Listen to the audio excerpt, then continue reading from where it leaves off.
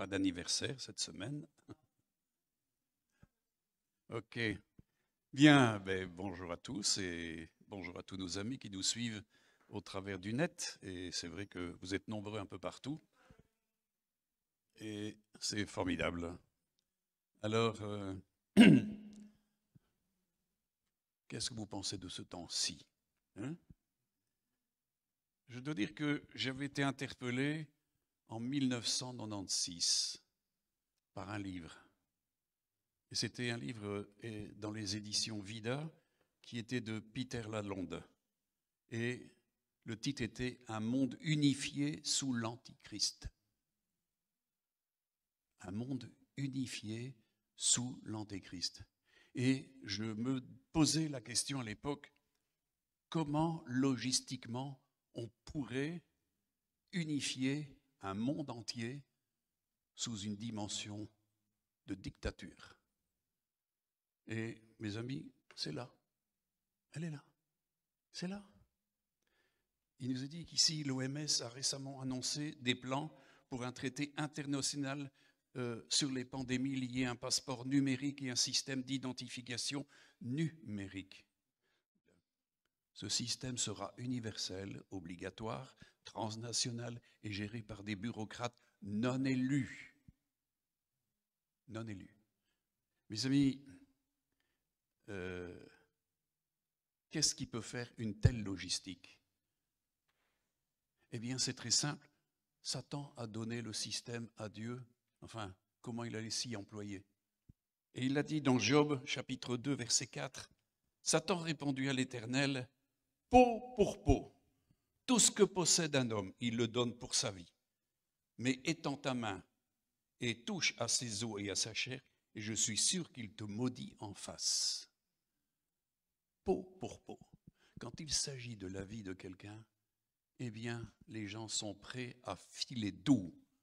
Et depuis 2 ans, vous avez déjà le système qui est bien enclenché, où vous voyez plein de gens qui sont terrorisés, parce que ça s'appelle du terrorisme mental, ce qui s'est fait depuis 2 ans.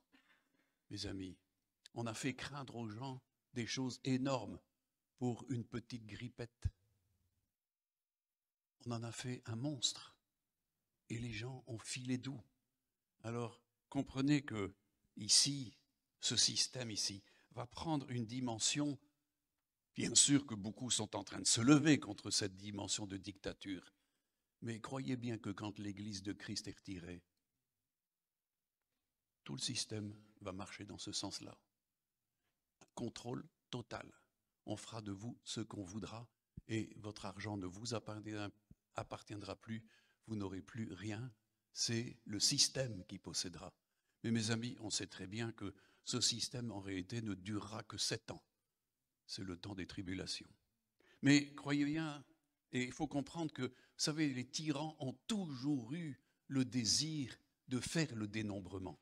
On sait que du temps de Jésus, Quirinius a voulu faire le dénombrement. Mes amis, c'était une chose strictement interdite par Dieu. Vous savez que David a voulu faire le dénombrement d'Israël et c'est une plaie qui s'est abattue sur Israël. Pourquoi? Qui peut dire qu'il est le peuple de Dieu? Seul Dieu sait ceux qui lui appartiennent. Comprenez? Le juif, ce n'est pas celui qui l'est de nom. Et le chrétien n'est pas couvert par le fait d'être s'appeler chrétien.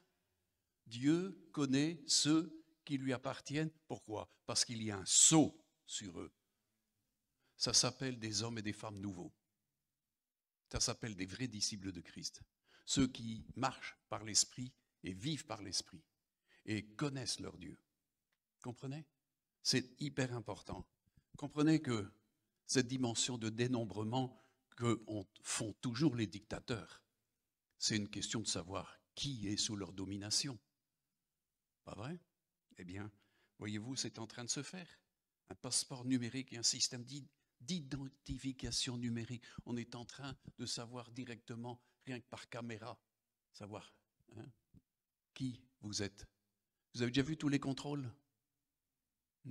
Moi, moi je suis passé par Los Angeles, eh bien vous devez avoir vos 10 doigts en empreinte visuelle et tout ce qui s'ensuit.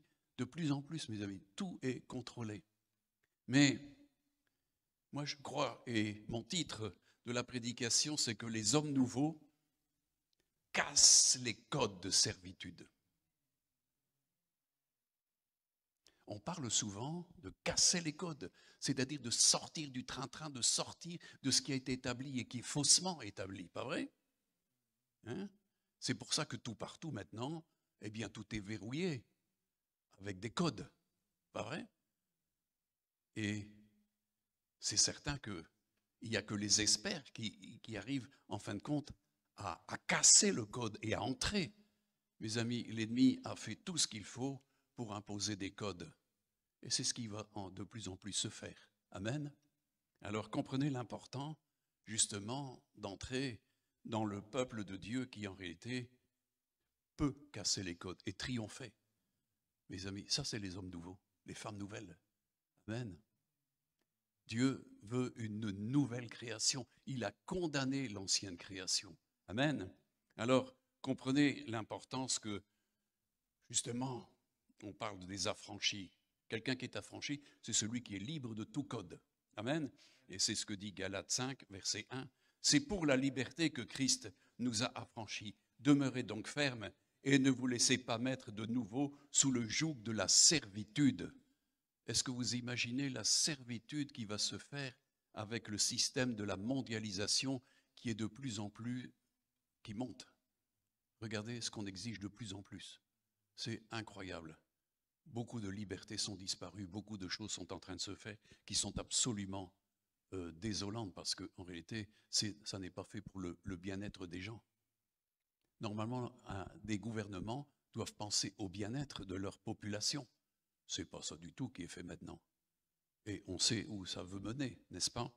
En réalité, on sait très bien que tous les gouvernements, et on le sait là, dans la dimension de la vision de ce qui avait été donné dans la statue qui représentait, en fin de compte, tous les empires, tous les États, tous les royaumes, on sait qu'à la fin, il y a dans le bas de la statue 2 pieds avec 10 orteils. Et ce sont les 10 royaumes qui donnent leur force et leur autorité et leur puissance à la bête pour régner 1 heure avec elle. Ça veut dire 7 ans. C'est ce qui se passe, mes amis. C'est pour ça que tout partout, nous voyons des gens courir dans des endroits qui ne sont pas du tout chrétiens. Et on est en train d'imposer ce système de code. Tout partout. Mes amis, bientôt, vous serez complètement avec un passeport numérique et un système d'identification numérique.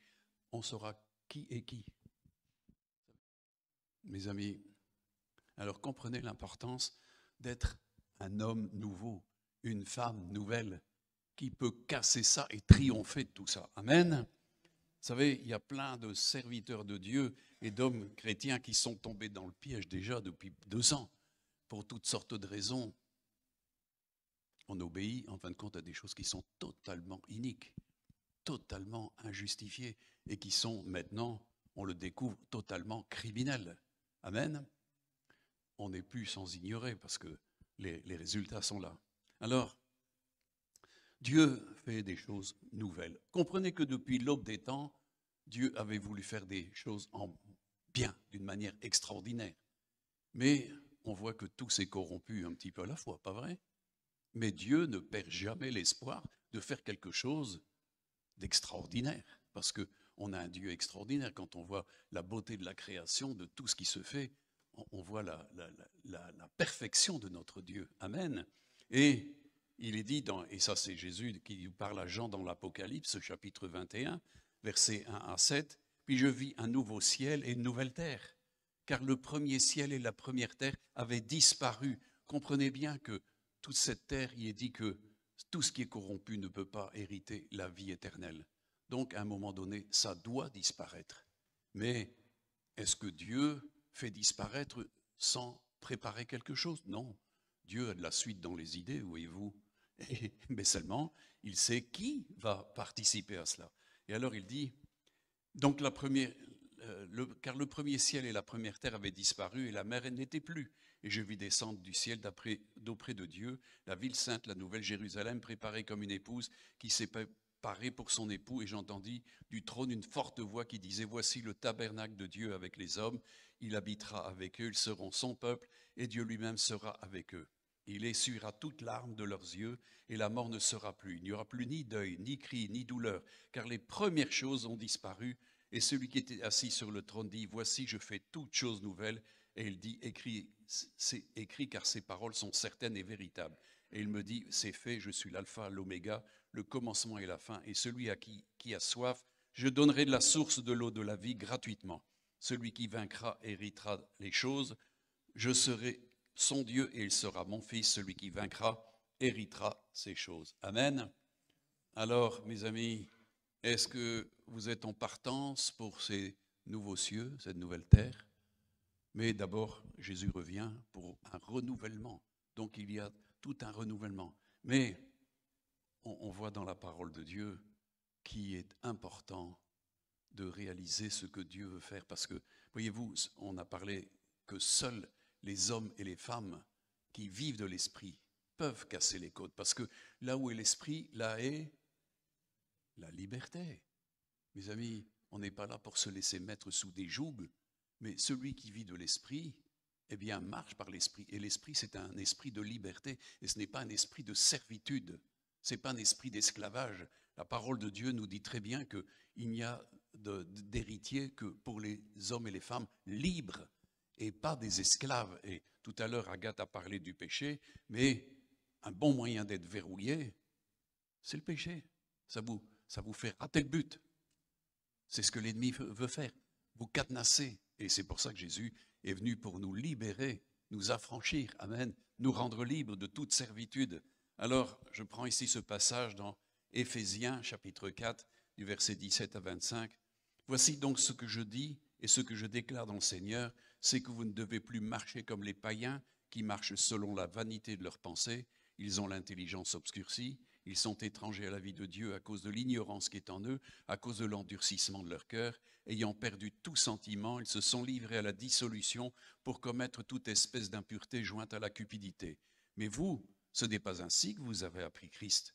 Si du moins vous l'avez entendu, et si conformément à la vérité qui est en Jésus, c'est en lui que vous avez été instruits de vous dépouiller eu égard à votre vie passée du vieil homme qui se corrompt par les convoitises trompeuses, et à être renouvelé dans l'esprit de votre intelligence et à revêtir l'homme nouveau, créé selon Dieu dans une justice et une sainteté que produit la vérité. C'est pourquoi renoncez aux mensonges et que chacun de vous parle selon la vérité à son prochain, car nous sommes membres les uns des autres.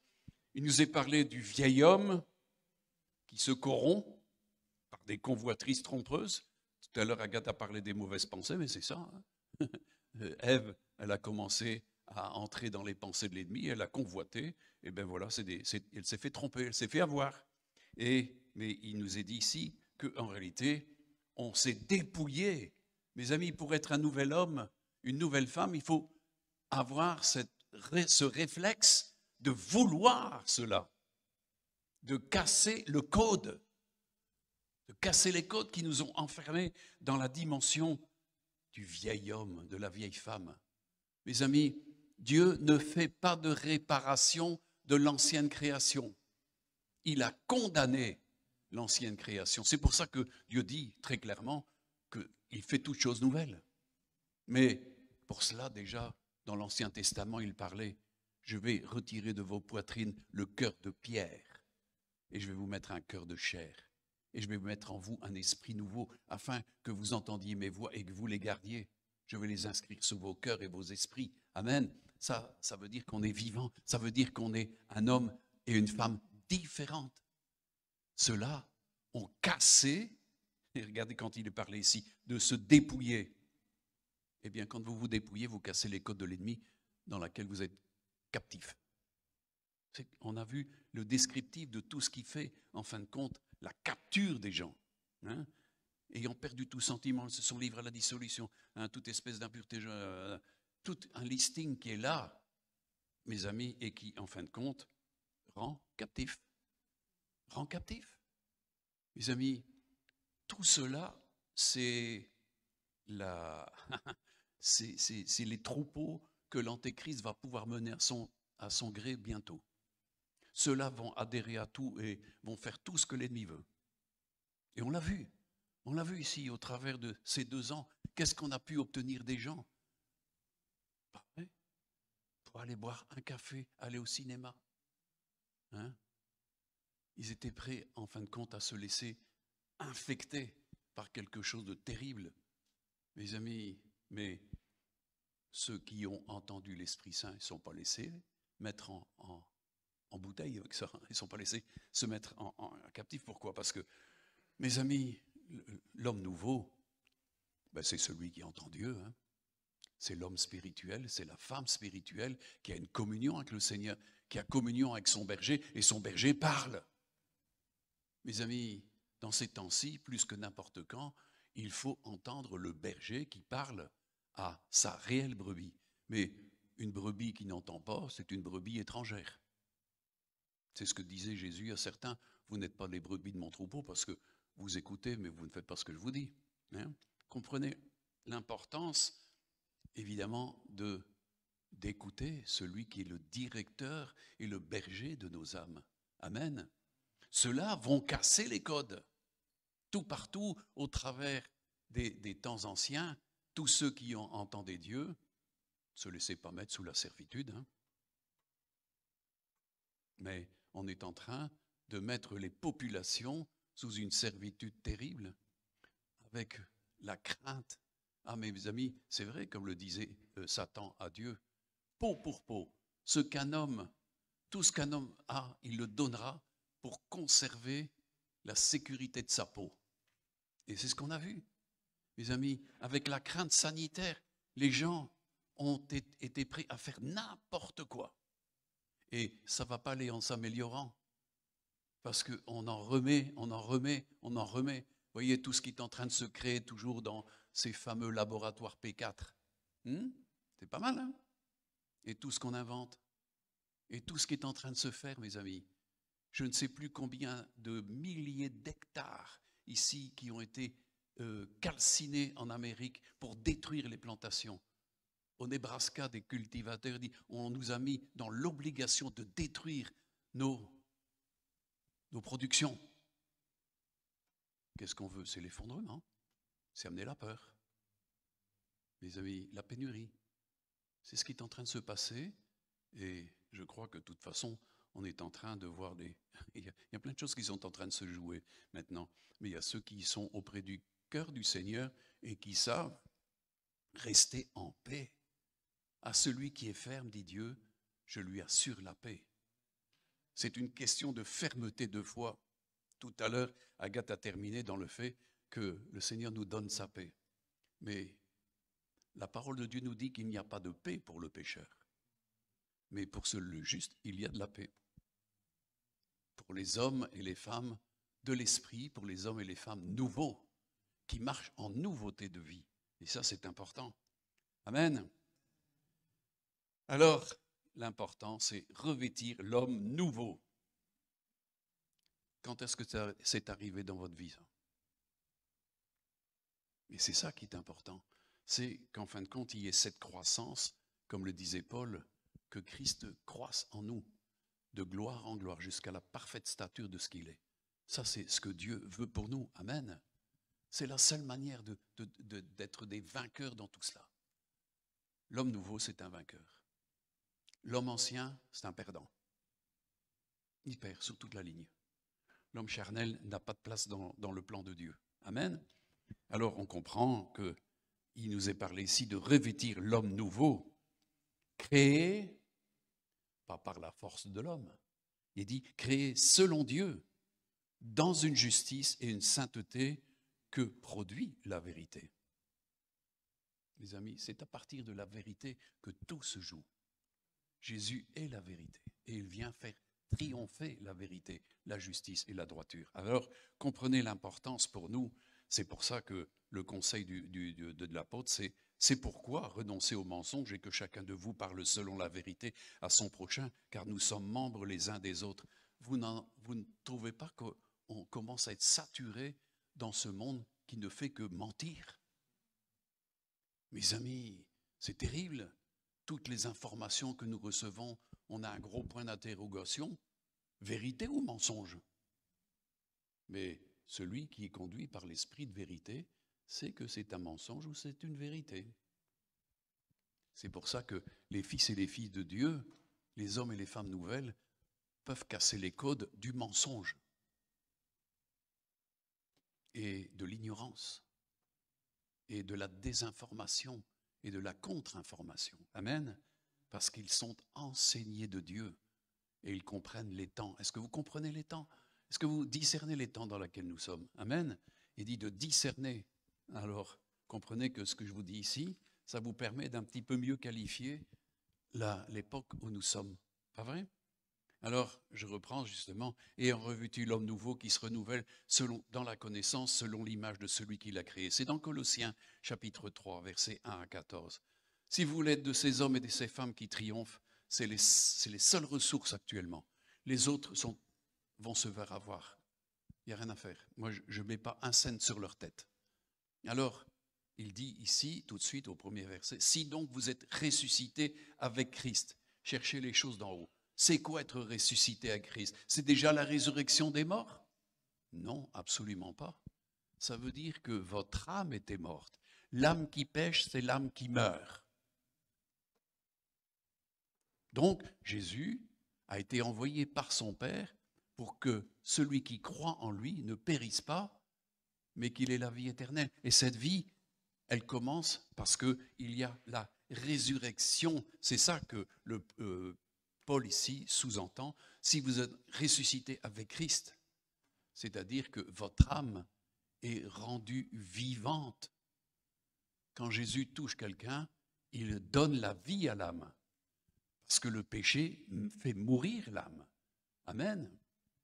Et l'homme nouveau, c'est quelqu'un qui garde justement cette dimension pour ne plus retourner dans la mort spirituelle. La parole de Dieu parle largement de tous ceux qui, en fin de compte, retournent à leurs anciens péchés. Mais mes amis, les choses de Dieu ne leur servent plus à rien du tout. Ce n'est pas des hommes nouveaux. Ils retournent aux choses anciennes. C'est pour ça que, de nouveau, ils crucifient Christ pour leur part. Et en réalité, il n'y a pas d'espoir pour ces gens-là. Alors, je continue ce que l'apôtre nous dit. Donc, cherchez, si vous êtes ressuscité avec Christ, cherchez les choses d'en haut, où Christ est assis à la droite de Dieu. Affectionnez-vous aux choses d'en haut et non à celles qui sont sur la terre. Mes amis, si nous aimons les choses du monde, nous serons condamnés avec le monde. Je ne parle pas du monde d'une manière générale, mais pour la spécificité du mal et de l'iniquité qui agit dans le monde. Le mensonge et toutes les trahisons et toute l'iniquité et tous les crimes et tout ce que vous pouvez imaginer.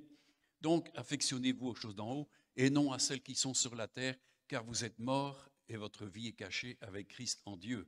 Vous êtes morts pourquoi? Parce que vous êtes morts à vos péchés, vous avez décidé de mourir. Tout à l'heure, Agathe a parlé qu'il y a deux sacrements, celle du baptême et de la Sainte Seine. Ceux qui s'engagent dans les eaux du baptême, c'est parce qu'ils ont crucifié justement la dimension de leur péché et ne veulent plus pécher. Ils s'engagent pour avoir une bonne conscience envers Dieu. Alors il dit, verset 4, « Quand Christ votre vie paraîtra, alors vous paraîtrez aussi avec lui dans la gloire. Faites donc mourir les membres qui sont sur la terre, l'impudicité, l'impureté, les passions, les mauvais désirs et la cupidité qui est une idolâtrie. » Ça, c'est casser les codes. Ça, c'est casser les codes. Donc faites mourir. Faites mourir tout ce qui peut vous entraîner dans ces choses-là.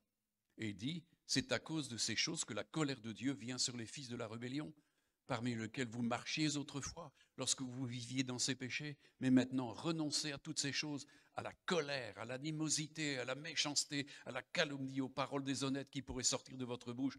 Ne mentez pas les uns aux autres, vous étant dépouillés du vieil homme et de ses œuvres, et ayant revêtu l'homme nouveau qui se renouvelle dans la connaissance selon l'image de celui qui l'a créé.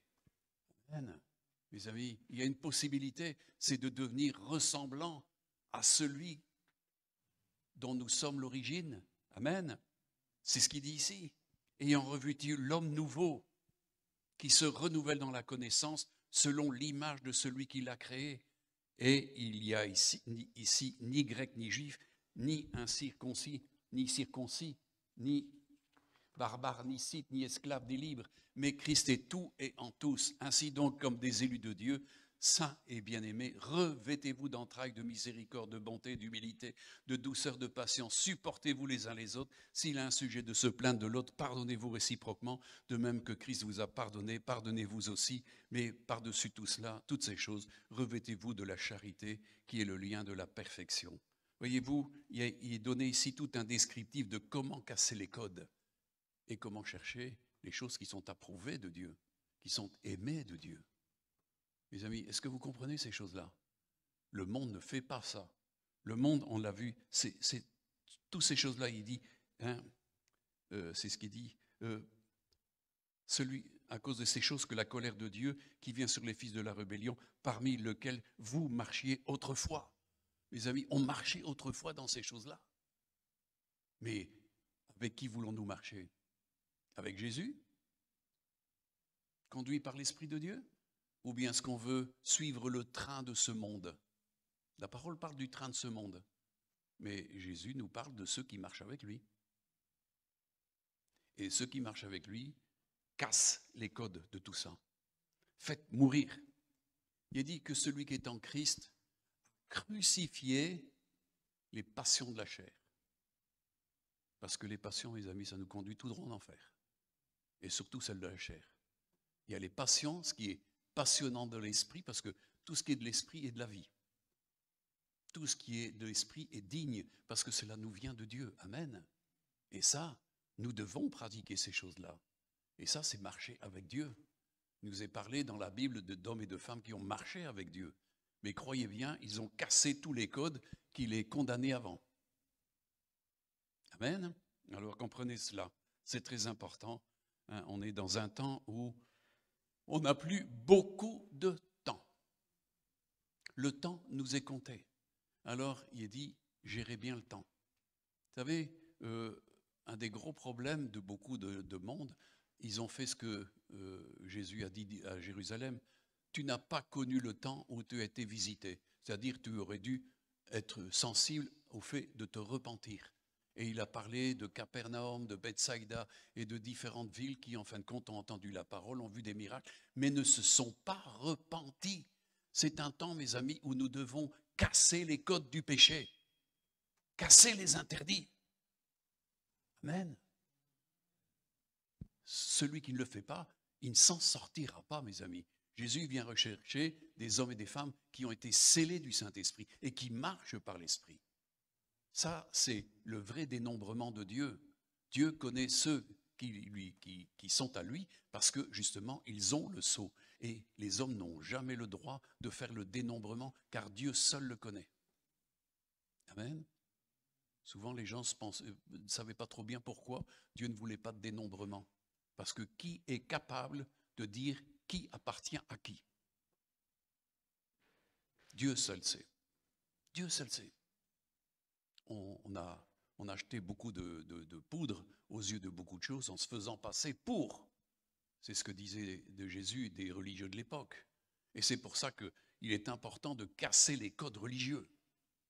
Et ils sont nombreux. Ne suivez pas les codes religieux parce qu'ils ne sont pas de Dieu. Ça n'a rien de spirituel. C'est de l'invention religieuse par des esprits religieux. Amen. Alors, ne faites pas confiance à la chair parce que la chair, c'est ce que Jésus a dit, la chair ne sert de rien, c'est l'esprit qui vivifie. Ne mettons pas notre confiance dans la chair, ça ne sert à rien. C'est celui qui est spirituel qui peut entendre Dieu, qui a des oreilles circoncises, un cœur circoncis, avec un cœur nouveau, un esprit nouveau. Celui-là est un homme et une femme nouveaux. Amen. Alors, on a parlé ici de marcher en nouveauté de vie. C'est Romains 6 nous parle de ça, du verset 1 à 14. Que dirions-nous donc? Demeurions-nous dans le péché afin que la grâce abonde? Loin de là. Nous qui sommes morts au péché, comment vivrions-nous encore dans le péché? Et ça, c'est la question. Il y a un point d'interrogation dans le texte ici. Nous qui sommes morts au péché, comment vivrions-nous encore dans le péché? Bonne question, pas vrai? Hein? Est-ce que ce n'est pas une bonne question? Nous qui sommes morts au péché, comment vivrions-nous encore dans le péché? Pourtant, il y en a qui y arrivent très bien. Alors, comprenez qu'il faut casser les codes. Ignorez-vous que nous tous qui avons été baptisés en Jésus-Christ, c'est en sa mort que nous avons été baptisés. Nous avons donc été ensevelés avec lui par le baptême en sa mort, afin que comme Christ est ressuscité des morts par la gloire du Père, de même nous aussi, nous marchions en nouveauté de vie. En effet, si nous sommes devenus une même plante avec lui par la conformité à sa mort, nous le serons aussi par la conformité à sa résurrection, sachant que notre vieil homme a été crucifié avec lui, afin que le corps du péché fût détruit, pour que nous ne soyons plus esclaves du péché. Car celui qui est mort est libre du péché. Or, si nous sommes morts avec Christ, nous croyons que nous vivrons aussi avec lui. Sachant que Christ ressuscité des morts ne meurt plus, la mort n'a plus de pouvoir sur lui, car il est mort et c'est pour le péché qu'il est mort une fois pour toutes, et il est revenu à la vie et c'est pour Dieu qu'il vit. Ainsi vous-même, regardez-vous comme mort au péché et comme vivant pour Dieu en Jésus-Christ.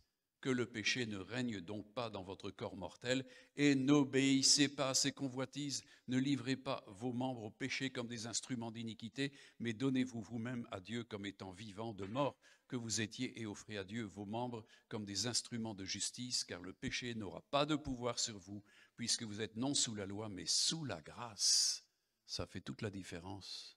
Et ça, c'est réservé à ceux qui, en fin de compte, ont véritablement vécu cette résurrection et des hommes et des femmes sur qui le péché n'a plus d'impact, n'a plus de pouvoir. On a cassé les codes. Christ est venu et a tout fait pour cela. Amen. Et nous devons marcher dans cette vie de résurrection.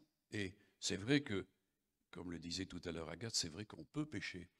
Et il est dit que si nous avons péché, il suffit de demander pardon, de se repentir et de se détourner de son péché. Et Jésus est fidèle et juste pour nous pardonner. Et son sang nous purifie de toute iniquité. Mes amis, toute notre vie, nous allons devoir faire ça. Amen. Vous savez, même les plus grands serviteurs de Dieu, regardez Pierre, eh bien, il a péché gravement, mais il s'est repenti. Et en réalité, on a un Dieu qui est un Dieu de miséricorde. C'est un Dieu qui ne demande qu'une seule chose, c'est de pardonner et de permettre à celui qui est pardonné de remarcher en nouveauté de vie. Mes amis, on n'abandonne pas cette marche de nouveauté de vie. Il faut grandir dans cette nouveauté de vie. Dieu veut nous faire découvrir toute la beauté de cette vie nouvelle avec lui. L'homme nouveau, la femme nouvelle, vivent une vie de nouveauté. Il dit, nous marchons en nouveauté de vie. Nous marchons dans un plan de vie qui est nouveau de notre part, de la part de Dieu. Les choses anciennes sont passées, toutes choses sont appelées à devenir nouvelles, tandis que l'homme ancien est toujours captif et emprisonné des codes qui le détruisent. Il est verrouillé là-dedans. Amen. Le monde, le train de ce monde, c'est ça. N'aimez pas les choses qui sont dans le monde. Jésus a dit, j'ai vaincu le monde avec ceux qui se trouvent dans le monde. Pas d'une manière, vous savez, généralisée. On ne condamne pas toutes les choses du monde, mais c'est le péché, l'iniquité, tout ce qui traîne dans le monde, tous les meurtres, les adultères, la violence et tout ce qui s'ensuit. Mes amis, tout ça, ça n'est pas dans la conformité à Christ. Il est important justement. Et ensuite, il dit, offrez à Dieu vos membres comme des instruments de justice, car le péché n'aura pas de pouvoir sur vous, puisque vous êtes non sous la loi, mais sous la grâce.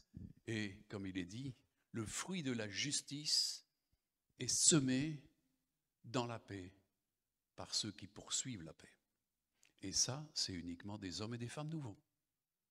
L'homme ancien, la femme ancienne, n'a pas ce pouvoir de paix. Ce sont les enfants de paix. Pourquoi? Parce que le prince de paix demeure en eux. Et là, le fruit de la justice est semé dans la paix par ceux qui recherchent, poursuivent la paix, communiquent la paix. Amen. Alors, on comprend toujours ces choses-là. Je reprends ici dans Romains 8, ayant revêtu l'homme nouveau qui se renouvelle dans la connaissance selon l'image de celui qui l'a créé. Mes amis, qu'est-ce que Dieu avait voulu pour l'homme? Il a dit qu'il avait fait l'homme à son image. Pas vrai? À sa ressemblance. Mais il a perdu ça.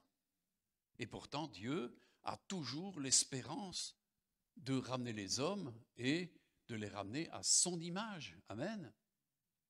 C'est pour ça qu'on a parlé tout à l'heure de celui qui, justement, ayant revêtu l'homme nouveau qui se renouvelle dans la connaissance selon l'image de celui qui l'a créé, nous renouvelons cette parfaite image. C'est pour ça que je reprends ici l'épître de Romains 8, versets 28 à 34. Nous savons du reste que toute chose concourt au bien de ceux qui aiment Dieu. Ah oui, ça, il n'y a que ceux-là qui vont avoir les choses qui concourent. Ceux qui aiment Dieu. De ceux qui sont appelés selon son dessein. Car ceux qu'il a connus d'avance, il les a aussi prédestinés à être semblables à l'image de son Fils, afin que son Fils fût le premier-né d'entre plusieurs frères. Et ceux qu'il a prédestinés, il les a aussi appelés. Et ceux qu'il a appelés, il les a aussi justifiés. Et ceux qu'il a justifiés, il les a aussi glorifiés. Ça, ce sont vraiment des hommes et des femmes nouveaux. Amen. Ça, ceux-là connaîtront la gloire. Amen. Mais dans la mesure où justement, ils revêtent l'homme nouveau qui se renouvelle.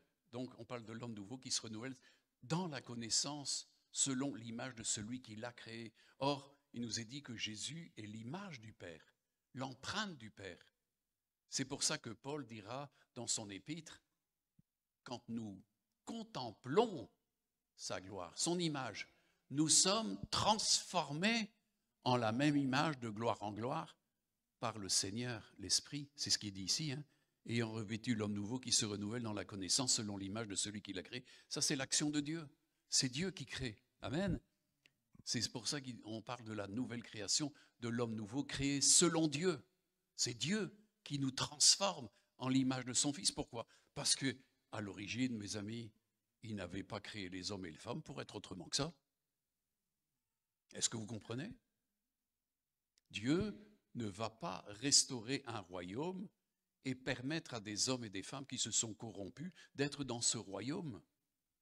C'est pour ça qu'il nous est dit que les justes vont resplendir comme le soleil dans le royaume de Dieu bientôt. Mes amis, est-ce que vous voulez l'encadrement numérique de l'Antéchrist pour quelques années? Ou est-ce que vous voulez être compté parmi le peuple de Dieu qui va vivre éternellement dans la lumière, dans son amour? À prendre ou à laisser. Il y a un choix à faire. Est-ce que je marche dans l'homme nouveau, dans la femme nouvelle, ou est-ce que je suis toujours en train de maugréer dans l'homme ancien ou la femme ancienne, hein? Ça, c'est toujours les mécontents là-dedans. Il y a toujours les mécontents, hein. Ça, c'est l'esprit de mécontentement. C'est typique des hommes et des femmes qui ne sont pas renouvelés, hein? Amen. Alors, on comprend que Dieu nous a prédestinés à être semblables à l'image de son Fils. Est-ce que vous vous rendez compte la gloire que ça représente? On comprend pourquoi Paul, ici, nous donne, en fin de compte, une explication extraordinaire. Et on sait que Dieu, en fin de compte, nous a adressé une vocation avant les temps éternels. Il nous a connus d'avance. C'est ce qu'il est dit ici, hein, verset 29. Car ce qu'il a connu d'avance, quand est-ce qu'il t'a connu? Ben, mon ami, il te connaît de toute éternité. Et c'est pour ça qu'il a aussi pensé à toi, et c'est ce qu'il dit ici, il les a aussi prédestinés à être semblables à l'image de son Fils. Amen. Est-ce que ça te tente? Est-ce que ça te botte? Est-ce que ça te plaît? Hein, mes amis, il y a ceux qui n'en veulent pas, hein? Il y a ceux qui ne veulent rien du tout de Dieu. Moi, je ne veux rien comprendre. Mais bientôt, ils vont regretter amèrement. Vous savez, quand le Seigneur va venir ici bientôt, il reprend son épouse. Il reprend ses élus. Pas les autres, excusez-moi. Il y aura un tri incroyable. Et c'est ce que dit la parole de Dieu. Les familles et les tribus de la terre vont se lamenter à la vue du Fils de Dieu. Parce que là s'accomplit le mystère de Christ, l'accomplissement de l'avènement. Amen. Et là, Jésus vient rechercher les siens, des hommes et des femmes qui ont cassé les codes du péché, cassé les codes d'interdit de l'ennemi. Est-ce que vous êtes sûr que vous voulez vraiment casser les codes? Et ça, bien sûr, il y a une question d'obéissance, en fin de compte, au fait d'être prédestiné. Est-ce que ça vous emballe de savoir que Dieu vous a prédestiné à ça? Mes amis, il y a des gens qui vont filer en enfer alors que Dieu leur avait prédestiné d'être auprès de lui. Parce que le désir de Dieu, c'était qu'aucun ne périsse. C'est ce qui est dit dans Jean 3,16. Car Dieu a tant aimé les hommes qu'il a donné son Fils unique, afin que quiconque croit en lui ne périsse pas, mais qu'il ait la vie éternelle par son Fils, parce que son Fils a cassé les codes. Et nous aussi. Amen. Alors, il dit ensuite, lui qui n'a pas épargné son propre Fils, mais qui l'a livré pour nous tous, comment ne nous donnera-t-il pas aussi toutes choses avec lui? Et qui accusera les élus de Dieu? C'est Dieu qui justifie, qui les condamnera. Christ est mort et bien plus, il est ressuscité et il est à la droite de Dieu et il intercède pour nous. Géographiquement, Jésus, maintenant, s'est assis à la droite du Père dans la gloire extraordinaire. Il a reçu une gloire incroyable. Il a reçu autorité sur tout dans les cieux et sur la terre. Il est Seigneur de l'univers. Amen. Et il a été nommé pour être le juge de tous les morts et les vivants. Amen. Donc il n'y a pas une autorité supérieure à lui. Donc la mondialisation devant lui, ça ne veut rien dire du tout. Lui, il rigole avec ça. Tout ce qui se fait actuellement, ça c'est le tumulte des nations, les gens qui se lèvent contre Dieu et contre le loin. C'est tout. Mais ça va être réglé dans pas beaucoup de temps. Mais le tout, c'est de persévérer dans la vérité, dans la justice et dans la sainteté. Alors, nous avons l'importance de savoir qu'il est à la droite de Dieu et il intercède pour nous. Il intercède pour moi, il intercède pour toi, mon frère, ma sœur. Parce qu'il t'aime. Il ne veut pas que tu périsses. Amen. Vous savez, quand Pierre et les autres, Jésus leur a dit, vous savez, Satan va vous cribler et il veut vous réclamer comme on crible le grain. Et Jésus a dit, mais Pierre, je vais prier pour toi, pour que ta foi ne défaille pas. Donc il intercédait. Jésus intercède toujours constamment auprès du Père parce qu'il veut sauver son épouse, il veut sauver chacun d'entre nous. Amen. Il nous prépare à cet enlèvement. Il prépare son épouse. C'est ce que dit la parole. Pour faire paraître devant lui une épouse sans tache, sans souillure, sans flétrissure, glorieuse, couverte de toute dimension de justice. Mais pour ça, il faut casser les codes. Le monde nous impose des codes, mais il faut absolument casser. C'est pour ça qu'on a parlé justement la fois passée du discernement des choses les meilleures. Amen. C'est ce que je demande dans mes prières, c'est que votre amour augmente de plus en plus en connaissance et en pleine intelligence pour le discernement des choses les meilleures, afin que vous soyez purs et irréprochables pour le jour de Christ, remplis du fruit de justice qui est par Jésus-Christ à la gloire et à la louange de Dieu. Amen. Mes amis, l'homme nouveau possède justement l'intelligence et le discernement de ces choses-là.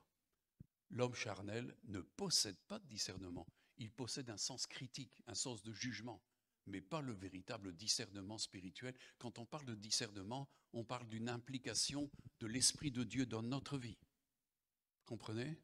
On emploie souvent des termes à mauvaise façon parce qu'en réalité, le discernement est l'apanage des hommes et des femmes qui sont de l'Esprit. C'est des hommes et des femmes nouveaux. Amen. Alors, ceux-là peuvent discerner pleinement les choses les meilleures. Les autres ne discernent rien du tout. Ils ne voient pas ni leur gauche ni leur droite. Ils ne savent pas. Ils sont errants, sans intelligence. Alors, on comprend l'importance justement d'arriver à ce plein discernement. Amen. Alors, donc,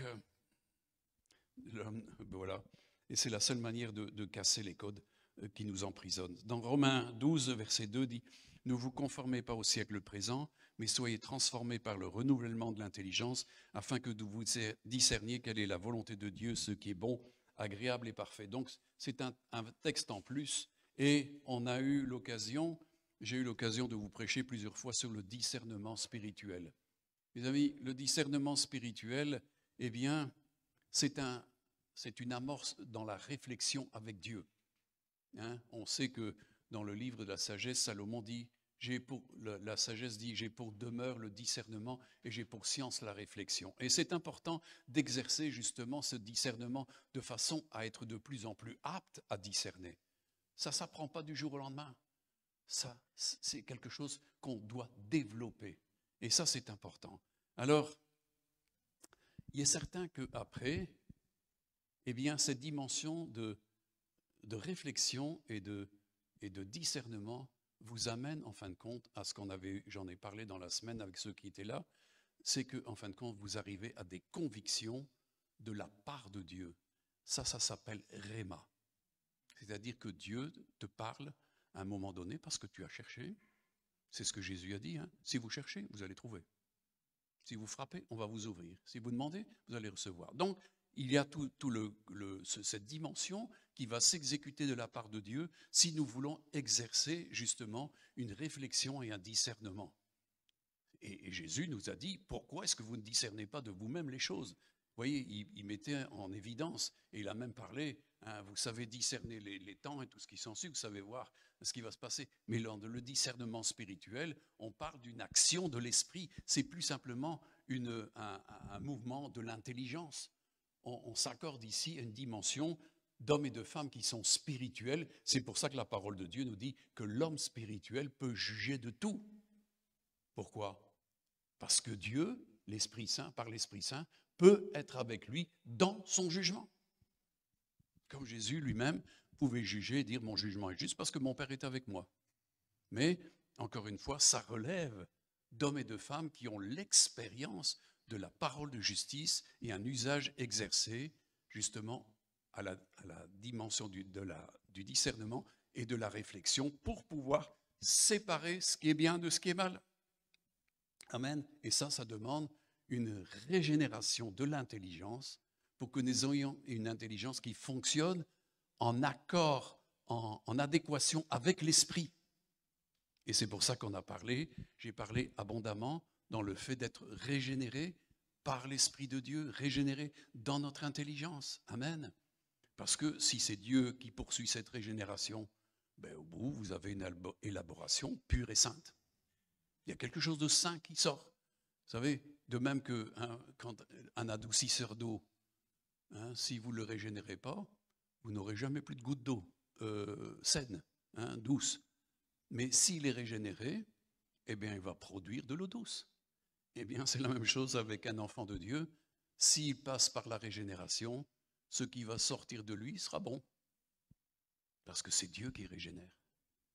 Et il nous amène justement dans ces dimensions où la régénération et le discernement nous amènent tout droit dans le réma de Dieu, c'est-à-dire la révélation dont nous avons besoin. C'est ça que Dieu veut. Amen. Mais il faut entreprendre et ne pas accepter les choses. Et c'est là où, justement, je disais à une personne que j'ai dû aider dans la semaine, on ne fait pas confiance à la dimension charnelle.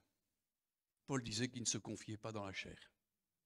Et c'est vrai que la chair de l'homme est vite abattue. La chair, c'est en fin de compte tout le psychisme, c'est-à-dire l'intelligence, les émotions, la volonté de l'homme. Ça dépend de l'âme, ça c'est le psyché, ça. C'est ce qu'on appelle la chair.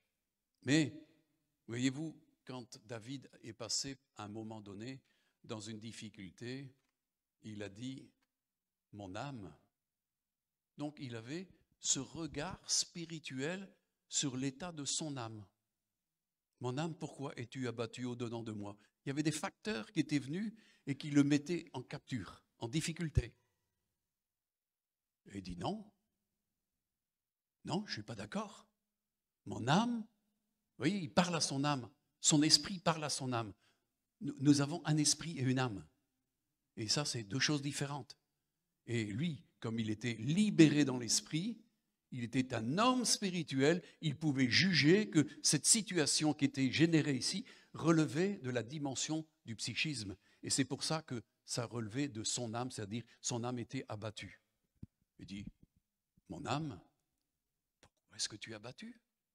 Car je louerai encore le Seigneur et je le glorifierai encore. Il comprenait qu'il y avait autre chose à faire que de se laisser avoir par un climat d'état d'âme. Il s'est levé contre les états d'âme. Et ça, c'est important parce que l'homme et la femme spirituelle, l'homme et la femme nouveaux interviennent et, en fin de compte, maîtrisent la dimension de leur âme. L'âme, mes amis, c'est elle qui a péché. C'est elle qui est perdue. C'est elle qui doit être renouvelée, qui s'ensuit être sauvée. Comprenez l'importance automatiquement de cette dimension de l'esprit qui va, en fin de compte, maîtriser la dimension de la chair. Il dit, nous ne sommes pas redevables à la chair, donc aux dimensions psychiques, pour vivre selon ce qu'elle essaie de nous impliquer. Parce que là, on est cadenassé et il faut casser les codes. Et ça, il n'y a que les hommes et les femmes de l'esprit, parce que c'est là toute la différence. Jésus l'a dit, la chair ne sert de rien, c'est l'esprit qui édifie. La chair est faible, mais l'esprit est bien disposé, qu'il a dit en sortant du jardin de Gethsémane. Il savait, il venait de passer justement dans un exercice troublant, terrible, d'une confrontation de ses sentiments charnels. Mais la ressource pour lui, c'était la vie de l'esprit. C'est pour ça qu'il en a parlé, sortant du jardin de Gethsémane. La chair, elle n'est que faiblesse. Ne vous appuyez pas sur la chair, elle va nulle part.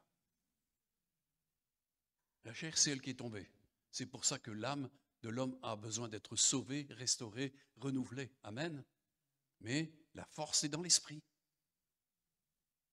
La dimension de l'esprit. C'est pour ça que l'homme nouveau et la femme nouvelle peuvent casser les codes de tout ce qui est charnel. Parce qu'ils ont du jugement, et ça, ils savent dire, ça c'est de la chair, ça c'est de l'esprit, ça c'est de Dieu, ça c'est des hommes, ça c'est du diable. Comprenez? On doit grandir dans ce discernement, mes amis. Et automatiquement, si vous poursuivez cela, Dieu ne sera jamais en retard pour vous donner une révélation, c'est-à-dire un réma. C'est ce que dit Dieu. Si vous me cherchez de tout votre cœur, bien, je viendrai vers vous et je vous parlerai. Amen. Jésus n'est pas en manque en tant que berger pour faire ces choses-là. Au contraire, il nous permet de vivre vraiment ces dimensions. Et voilà, c'est, vous savez, on a beaucoup de choses à dire sur ces choses-là, hein, parce que c'est ce que j'essaie d'enseigner depuis des années. Hein. Et c'est là où, en fin de compte, voyez-vous, l'homme spirituel peut entendre cette dimension de foi. C'est Christ qui suscite la foi. C'est lui qui l'amène à la perfection. Et c'est lui qui en est le consommateur. Et la foi honore Dieu. Parce qu'on écoute ce qui vient de Dieu et on n'écoute pas ce qui vient des circonstances. La foi vient de la parole de Dieu, vient du réma de Dieu. Amen. Ça, c'est la vraie foi.